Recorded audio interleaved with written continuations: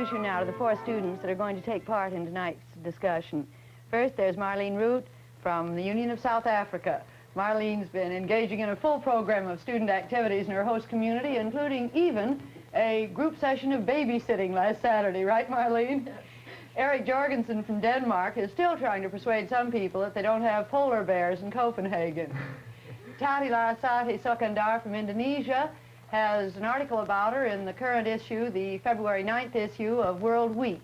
That's one of the scholastic magazines. It's in a unit on Indonesia. And Fiifi, or Lebricht Hesse, more properly, from the Gold Coast, is speaking so much English here that he admitted reluctantly tonight he's writing letters home in English now instead of in his own language of God. Now, before we get into tonight's discussion, I'd like awfully to ask each of you whether you've had any experience in the 7 weeks you've been here in the area of race relations that has either confirmed opinions you had about race relations in the United States or changed them. Well, firstly, I'd like to tell something which happened even before I came. When we landed in Accra, North Africa, somebody came up to me and said, "Would you like to meet the delegate from the Gold Coast and the girl from Nigeria?" For me as a South African, this was a very wonderful experience because it's the first time that I have been able to meet Africans on that term. And I was very afraid because I thought they would not like me. But when I met Fiifi and Minji, I saw that everything was different and we became wonderful friends. It was a pleasure, Marlene, for me to meet you at the Accra airport, you know. And I also felt very uneasy having to meet you for the first time, coming from South Africa and knowing what South Africa really is to the African. But we got on very fine. And in about 2 hours, three of us were sitting on 2 seats with a big box of chocolates on our laps. I think we got on very well. What was your feeling when you met for the first time each other, I mean? Well, the only feeling that I had was they know about South Africa's policy and they don't agree with it. And I thought they would not like to meet me, but I found out different. Well, I thought at first that, well, perhaps you might have an air of white superiority about you, no. But you never did. Did you make the whole trip together then, the three of you? Oh, yes. We landed in Lisbon for 4 hours, and we got into a taxi cab, and the thing was just about falling to pieces. And we had the fun of our lives in Lisbon that day, and we became very close friends because we were all the way from... You remember, this is the... Yes, I do. Yes, it was a wonderful experience in Lisbon. I wonder how we got on very well with the two of us. You and me got on so well, but you can't get on so well with the Africans in South Africa, Marlene. Well, you see, Fiifi, this actually is, you are very different from the Africans in our country. You are an educated young man, and the natives in our country are so different. Somebody has said that they are about 200 years behind us in civilization, and we are now having a very hard time trying to get them on the same level as we are. And as they develop, we are giving them more rights and more right to govern. And I think in about 200 years' time, there will be no thing as a South African problem, that we will have solved it by then. And after all, we are all people of one world. And that is what we are working for. And we as South Africans feel it our duty to help our less fortunate people in our country, and we are doing our very, very best for them, and I hope... Excuse me, Marlene. Wait a minute, Fiifi, you two. I wanted to ask Erik before we go on, and you have a word with Marlene. Have you had any experiences here in the United States that have either confirmed or changed beliefs you had about race relations here? Well, before I came over here, I had the impression that most of the problems in race relations, at least between young people, had been solved with the legal desegregation of schools. But I have found that it isn't that way. I've seen schools where the colored people gathered in small groups in the cafeterias, and I have been at parties where the white boys refused to dance with the colored girls.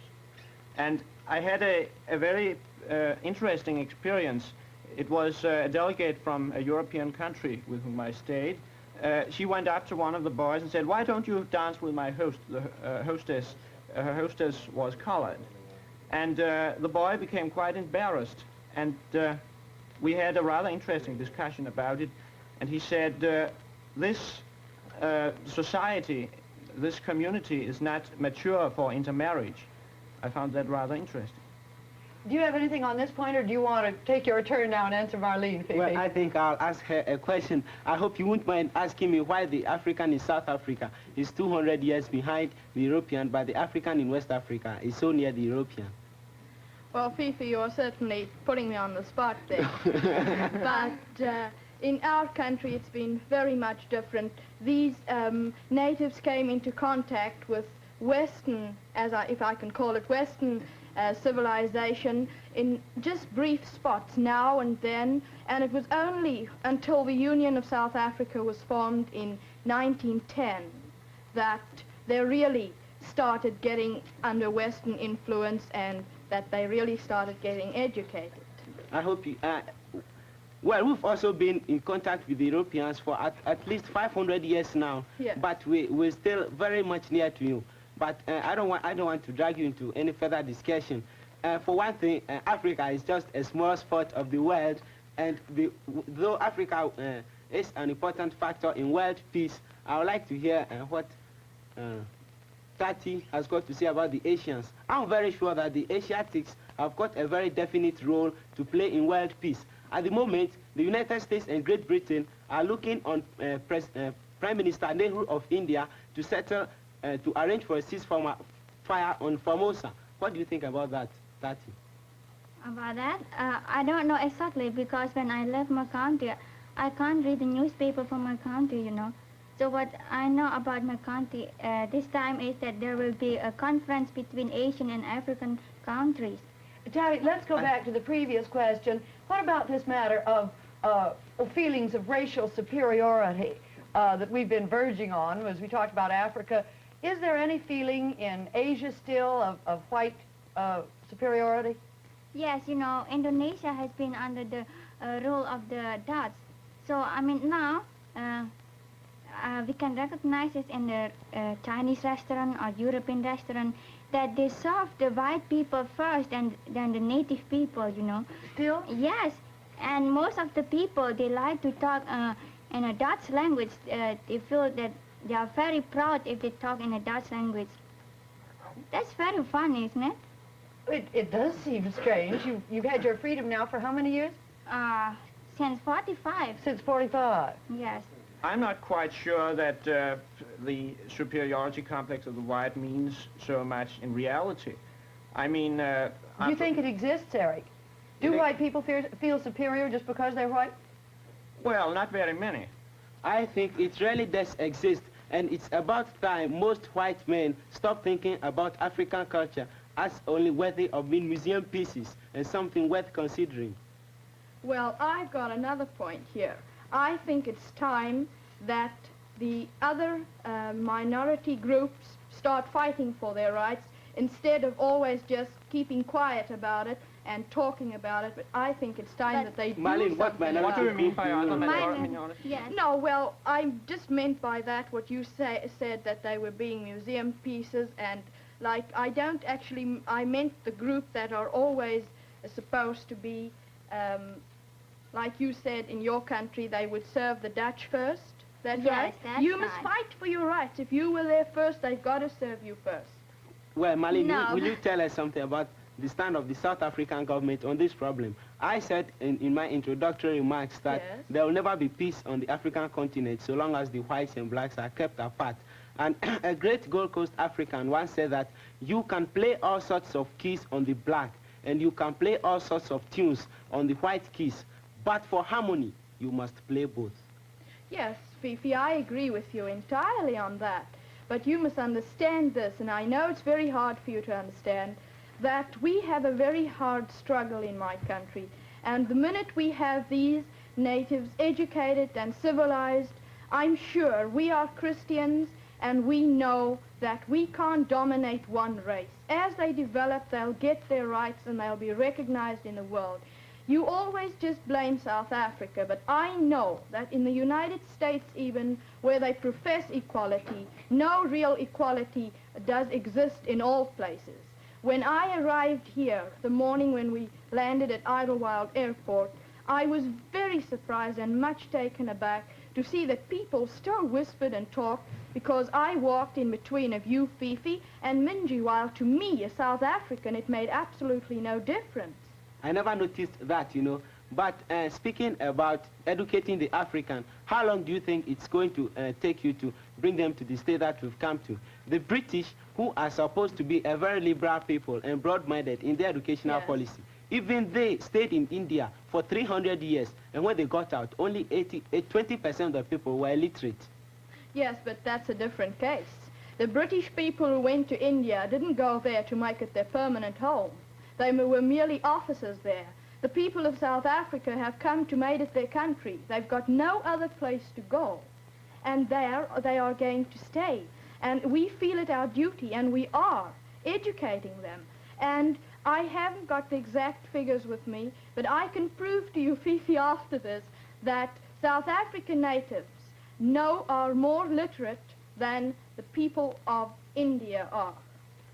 What about returning for a moment to the few people living outside Africa? Well, Don't talk too much about Africa. It seems to me as if the people in Asia, for instance, in a sort of negative sense, have the key to peace. Because the terrible material circumstances of many people in Asia and their dissatisfaction with their material circumstances is, as far as I see it, one of the principal causes of tension and even of war, for instance, the war in Indochina. Yes, I do agree with you. Poverty makes people susceptible to communism, and that is one of the very important factors which the whites, who are fortunate to be above the coloreds, must always consider and bear in mind.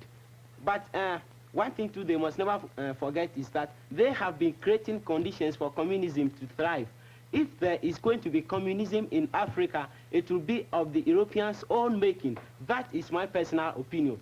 When you deny the African the right to vote, when you deny him equal educational facilities, but you tell him that I'll give you separate but equal education, I tell you separate but equal educational facilities are inherently unequal.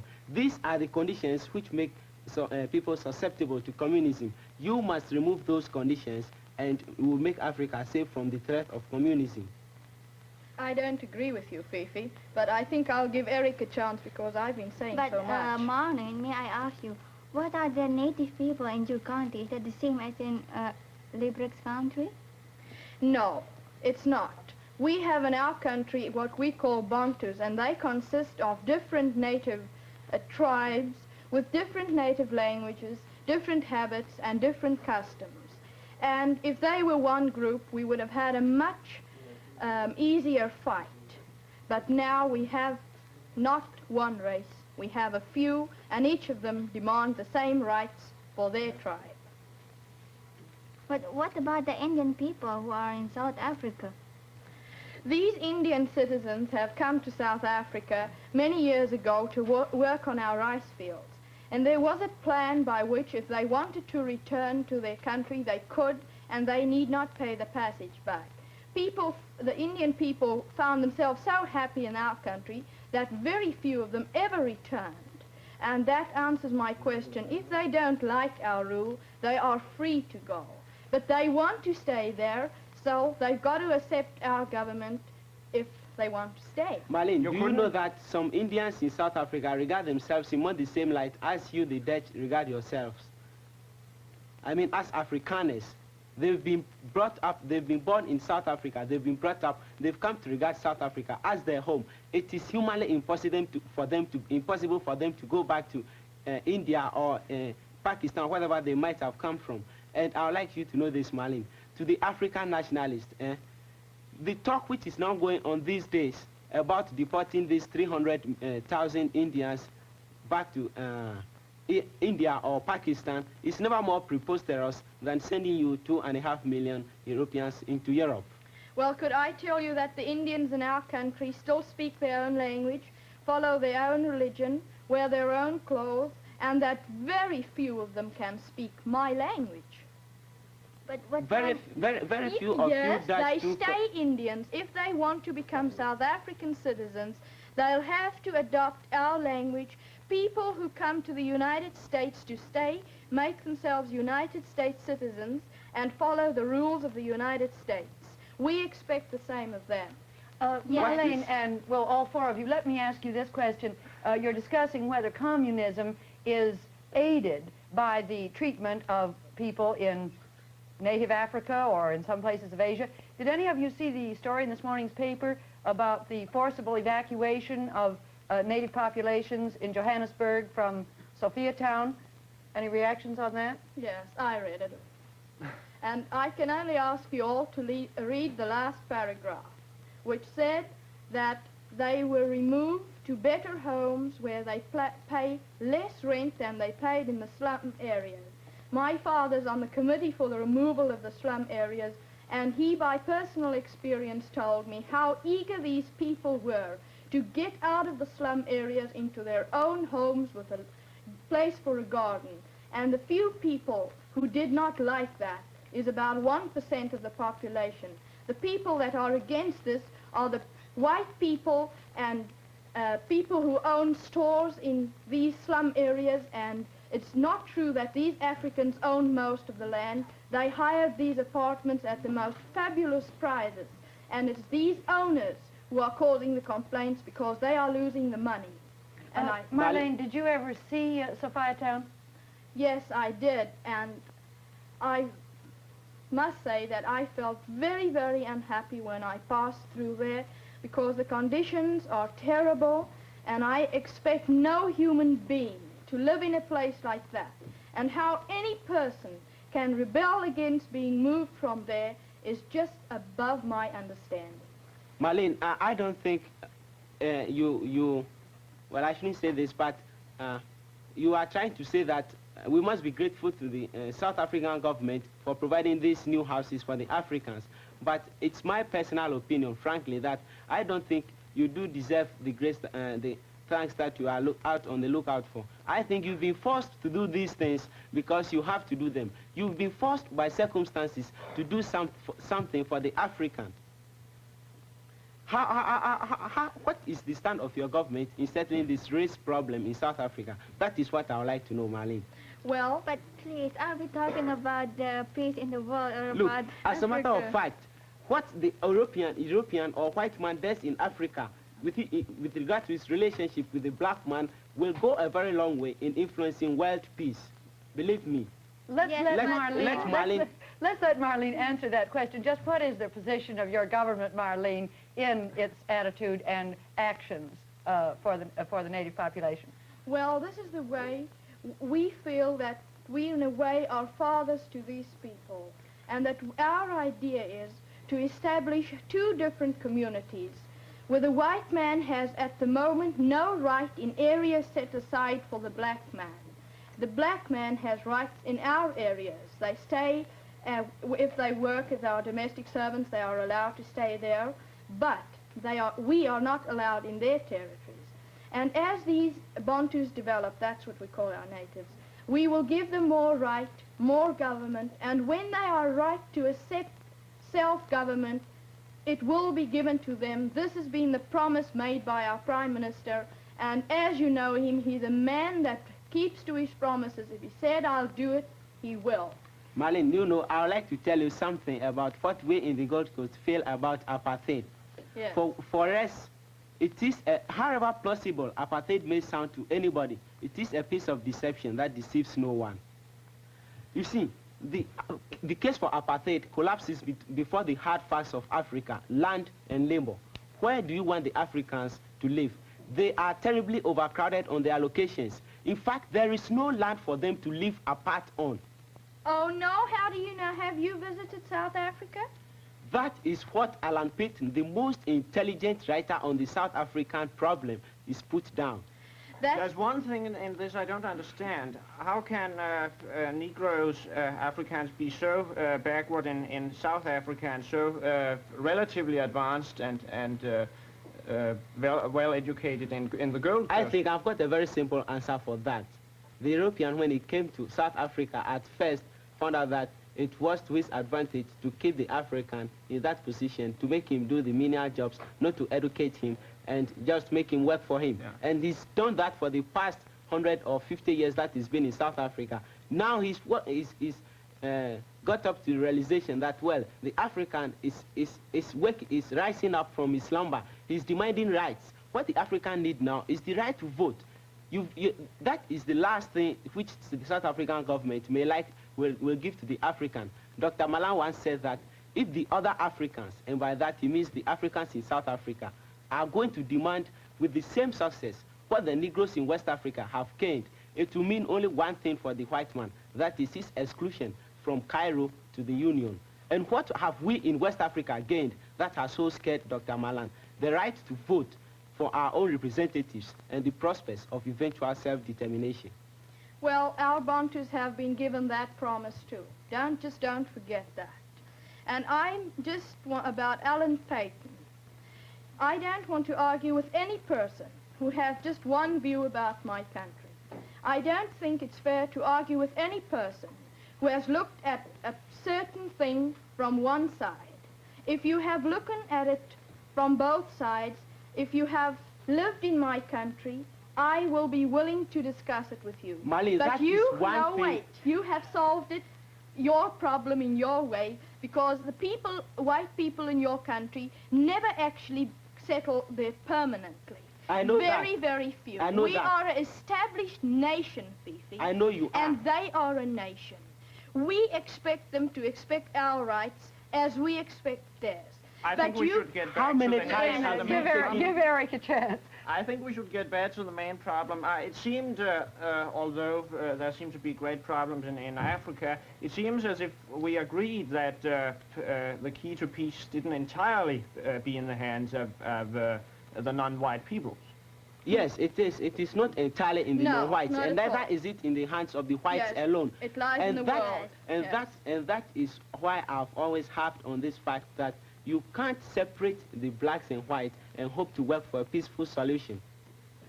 I think it's fair to ask you at this point, what do you see of the future in South Africa? You've tried to make a case, Marlene, and I think for a difficult position you've done it very effectively, for a system of government in which two races will be living in the same country but totally separate.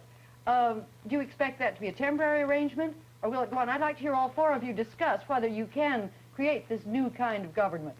Well, I think that is possible. We have tried everything, and this is the ultimate resolution, that these people will get their independence. That is a promise we, the people of South Africa, have made to them, and we intend in keeping it. When do And you it will expect work that out. will happen? But It Marlene, may take 100 years to work out. You can't change a nation in a day. You can't change a nation in a year. You can't educate them in a year. It takes time, just as it's taken time in the United States. And it will take time in my country. But we are people of one world, and I'm sure in 150 years' time, we'll look back and say, was there a problem like that? Marlene, since you are so much bent on segregation, would you like us to give you a part of Africa for you, the whites, to go and settle? Say the Gold Coast. It's a fairly prosperous country, you know. Yes, but we can't expect that of us. We fought for our freedom there for 300 years. We built our homes. We built everything which dear to us. We established a language, and we're proud of that as you're Marlene, proud of your country. One thing you must never forget. What South Africa is now is the compound efforts of both the blacks and the whites. However menial or however small the contribution of the African has been, he is always sure of one fact. It's definitely been indispensable. I'm sorry, I've got to interrupt. Our time is almost up. You've each got a chance to say just one more thing if you want to. I just like to say, however much people might condemn South Africa, please look at the real facts and try to see both sides. And I'm very sure that we will one day have peace in my country. That's what we all want. Well, the most important point, in my opinion, and the point I've had a hard time trying to bring up in this discussion, is that the key to peace doesn't lie with one nation, with one race. It lies with everybody. It lies with you. It lies with me. I think that if there is a goodwill and understanding between all nations in the world, then there will be peace. Marlene, I'm not trying to condemn South Africa, but I would like to say this. In the process of world history, some animals have disappeared from the face of this earth because they could not adapt themselves to changing conditions. Africa is changing. The African is moving. The white man cannot stop him. He can either move with him or get trampled. We're moving with them. Thank They're you moving very with much. us. Thank I'm you very afraid we've much. got to leave it there. You've been listening to 4 students among the 34 students from 34 countries who are in this country as delegates to the 1955 Herald Tribune Forum for High Schools. They are Marlene Root from South Africa, Erik Jorgensen from Denmark, Tati Larasati Sokandar from Indonesia, and Fiifi Lebricht Hesse from the Gold Coast. Tomorrow, the whole group of 34 students is going to Washington for 5 days. The 5 days there will include many visits to officials in Washington, and on Tuesday noon, a visit with President Eisenhower at the White House. So it may well be that in our discussion a week from tonight, at least part of the time will be devoted to some talk about these exciting events that are going to take place in Washington beginning tomorrow.